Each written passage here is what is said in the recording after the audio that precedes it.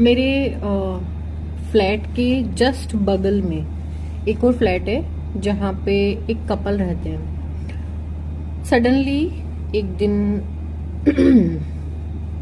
जो भाभी हैं उनकी सासू माँ आती हैं और आई थिंक उनको मुझसे हेल्प चाहिए थी, तो उन्होंने मेरे लिए गाजर का हलवा लेकर आए वो, और मुझसे कहने लगे कि मुझे आपसे थोड़ी सी हेल्प चाहिए, तो क्या आप मेरी हेल्प करो कि हमारा गैस सिलेंडर ख़त्म हो गया है। तो मैंने बोला ठीक है, ओके, आप आ जाइए, आपको जो करना है आप बना लीजिए।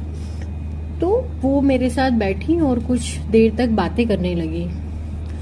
अब इस बीच उनकी जो बहू थी, जो भाभी जी हैं, वो अपना काम ख़त्म करके अपने रूम में चली गई। देन मुझे वो आंटी जी बोलती हैं कि मैं तो अपनी बहुओं को बहुत अच्छे से रखती हूँ और मेरा बेटा यहाँ काम करता है। पहले बहू ससुराल में थी और फिर मुझे ऐसा लगा कि अगर मैं अपनी बहू को अपने पति से अलग रखूंगी तो पता नहीं अगर ये कहीं और मुंह मारने लग जाए, अगर किसी और के चक्कर में पड़ जाए, तो इसलिए मैंने इन दोनों को साथ करने का फैसला किया और मैंने इनको यहाँ भेज दिया।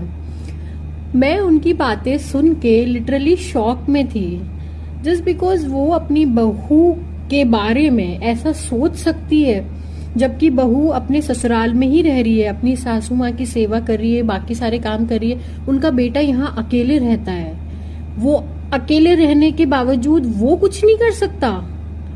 बड़े शहर में रहने के बावजूद वो गलत नहीं भटक सकता, वो इधर उधर लड़कियों को ताक नहीं सकता, लेकिन बहू घर में बावजूद बहू कहीं और बाहर अपना इंटरेस्ट दिखा सकती है। मतलब ये कैसी मेंटेलिटी है? क्योंकि वो बहू है, किसी और घर से आई है, तो आप उसके ऊपर अच्छे से लांछन लगा सकते हो, उसके बारे में कुछ भी सोच सकते हो।